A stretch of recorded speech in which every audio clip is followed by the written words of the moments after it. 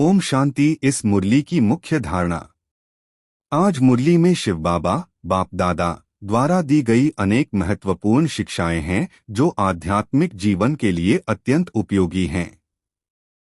आइए इन अच्छी बातों को विस्तार से समझें। याद में रहने का महत्व। इस मुरली में सबसे प्रमुख बात याद का महत्व है। शिव बाबा कहते हैं कि जो व्यक्ति याद में रहता है वह शांति में रहता है। जब हम शिव बाबा की याद में रहते हैं तो हम अशरीरी हो जाते हैं, अर्थात देह से परे अपनी आत्मिक स्थिति में पहुंच जाते हैं। इस अवस्था में रहने से हम स्वयं शांत रहते हैं और दूसरों को भी शांति प्रदान कर सकते हैं। याद में रहने से मन में एक विशेष प्रकार की खुशी और संतोष रहता है जो माया के मोह से मुक्त करता है। बाबा कहते हैं कि चलते फिरते भी हमें अपने माशूक प्रभु को याद करना चाहिए, जैसे कोई प्रेमी अपने प्रेमिका को याद रखता है। यह आध्यात्मिक प्रेम का एक सौंदर्यपूर्ण वर्णन है जो भक्ति भाव को गहरा बनाता है। निमित्त शिक्षकों की विशेष जिम्मेदारी। इस मुरली में जो सबसे महत्वपूर्ण बात कही गई है वह निमित्त शिक्षकों की जिम्मेदारी के विषय में है। जो बच्चे दूसरों को योग या निष्ठा कराने के लिए बैठते हैं उन पर बहुत बड़ी जिम्मेदारी है। यदि वे योग कराते समय अपनी बुद्धि को इधर उधर भटकने देते हैं तो वे सेवा नहीं बल्कि विरोधी सेवा डिससर्विस कर रहे होते हैं। शिक्षक को सदैव यह जांचते रहना चाहिए कि वह पुण्य का काम कर रहा है या पाप का। यदि शिक्षक की बुद्धि भटकती है और देहाभिमान में आ जाती है तो वह न केवल स्वयं को हानि पहुंचाता है बल्कि उन लोगों को भी हानि पहुंचाता है जो उससे सीखने आए हैं। इसलिए शिक्षक को सदैव सजग रहना चाहिए और यदि उसे लगे कि उसकी बुद्धि याद में नहीं है तो उसे स्वयं को पहचानकर परिवर्तन कर लेना चाहिए। पुण्य का काम करने का संकल्प। बाबा कहते हैं कि हमें सदा पुण्य का काम करना चाहिए। पुण्य का अर्थ है वह कार्य जो हमें और दूसरों को आध्यात्मिक उन्नति की ओर ले जाए। जो लोग पाप के कार्य करते हैं वे दुर्गति को प्राप्त होते हैं और उनका पद भ्रष्ट हो जाता है। इसलिए हर कार्य करने से पहले यह विचार करना चाहिए कि यह पुण्य है या पाप। सेवा में लगे रहने से मन में यह स्पष्टता रहती है और व्यर्थ के विचारों को आने का अवसर नहीं मिलता। बाबा कहते हैं कि जब तक हमने किसी को आप समान नहीं बनाया है तब तक भोजन नहीं खाना चाहिए। यह एक गहरी बात है जो सेवा को जीवन का सर्वोच्च प्राथमिकता बनाती है। देहाभिमान से मुक्ति। इस मुरली में देहाभिमान को एक बड़ी बाधा के रूप में वर्णित किया गया है। जब व्यक्ति को लगता है कि वह शरीर है तो वह घमंड, क्रोध और अन्य विकारों में फंस जाता है। देहाभिमान में आने से बुद्धि भटकती है और व्यक्ति पुण्य के बजाय पाप की ओर खिंच जाता है।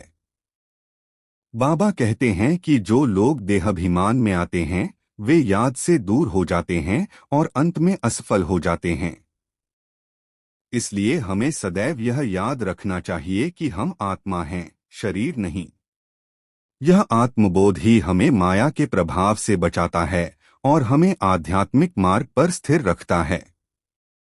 शिव बाबा की याद में रहने से देहाभिमान स्वतः कम हो जाता है क्योंकि जब हम परमात्मा को याद करते हैं तो हमारा ध्यान शरीर से हटकर आत्मा पर जाता है। सीढ़ी का ज्ञान और 84 जन्मों की कहानी। इस मुरली में सीढ़ी के चित्र का बहुत महत्व बताया गया है। यह सीढ़ी सृष्टि के चक्र को समझने में सहायक है। बाबा कहते हैं कि 84 जन्मों को जानने से सारे सृष्टि के आदिमध्यांत को जान लिया जाता है। यह ज्ञान बहुत महत्वपूर्ण है क्योंकि इससे हमें अपने वास्तविक स्वरूप और उद्देश्य का पता चलता है। हम सबने 84 जन्म लिए हैं और अब हमें वापस स्वर्ग आदि स्थिति में जाना है। यह जानकारी हमें आध्यात्मिक उत्साह और प्रेरणा देती है।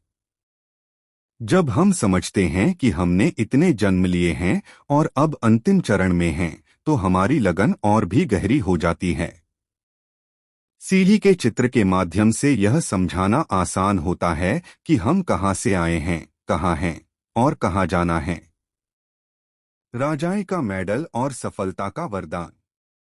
बाबा कहते हैं कि जो बच्चे सही ढंग से सेवा करते हैं उन्हें राजाए का मेडल मिलता है और 21 जन्म तक सदा सुख की राजाई प्राप्त होती है।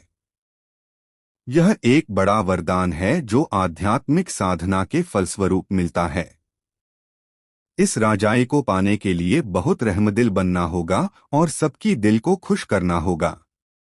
हड्डी सेवा करनी होगी अर्थात अपने शरीर से, अपनी शक्ति से सेवा करनी होगी।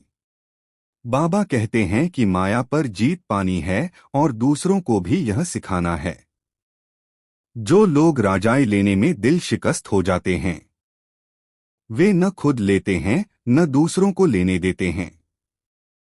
इसलिए हमें हिम्मत रखनी चाहिए और अपने साथ साथ दूसरों का भी कल्याण करना चाहिए। मनन शक्ति का विकास।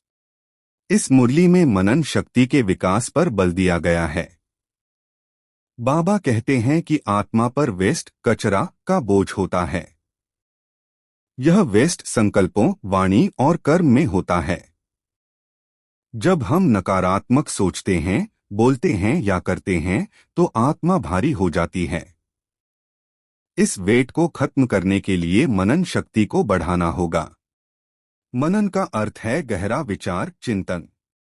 जैसे भोजन हजम करने से खून बनता है और शरीर को शक्ति मिलती है, वैसे ही मनन करने से आत्मा को शक्ति मिलती है।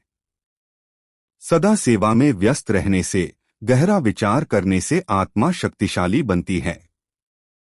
मनन शक्ति से व्यक्ति की बुद्धि स्पष्ट होती है और वह सही गलत में भेद कर पाता है। निश्चय बुद्धि और निश्चिंत रहना। अंतिम महत्वपूर्ण बात निश्चय बुद्धि के विषय में है। बाबा कहते हैं कि जो निश्चय बुद्धि होगा वह निश्चिंत, चिंता मुक्त होगा।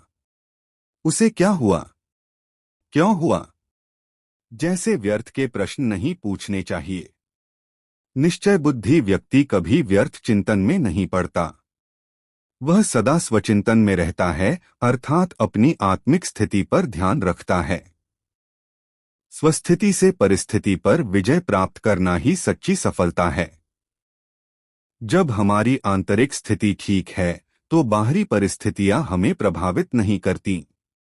निश्चय बुद्धि होने का अर्थ है कि हमने अपने लक्ष्य को स्पष्ट कर लिया है और उसी दिशा में आगे बढ़ रहे हैं। कोई भी आपत्ति हमें रोक नहीं सकती क्योंकि हमारा निश्चय दृढ़ है। सेवा भाव और दूसरों का कल्याण। इस मुरली में सेवा को सबसे बड़ा पुण्य बताया गया है। बाबा कहते हैं कि जब तक हमने किसी को आप समान नहीं बनाया है तब तक भोजन नहीं खाना चाहिए। आप समान बनाना अर्थात दूसरों को भी वही ज्ञान देना जो हमें मिला है। यह सेवा भाव ही आध्यात्मिक जीवन का सार है। बाबा कहते हैं कि बहुत रहमदिल बनना चाहिए अर्थात दूसरों को दुखों से छुड़ाना चाहिए और यह सेवा करनी चाहिए। जो लोग सेवा में लगे रहते हैं उन्हें बहुत खुशी मिलती है और बहुतों का कल्याण होता है।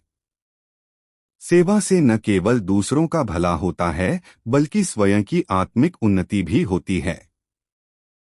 मुख्य सार में यह मुरली हमें सिखाती है कि याद में रहकर, पुण्य का काम करके, सेवा में लगकर और बुद्धि निश्चय बनकर हम अपना और दूसरों का कल्याण कर सकते हैं। 84 जन्मों की यात्रा में अब हम अंतिम चरण में हैं और स्वर्ग वापस जाने का समय आ गया है। ऐसे में हमें अपनी शक्ति और समय सेवा में लगाना चाहिए। ओम शांति।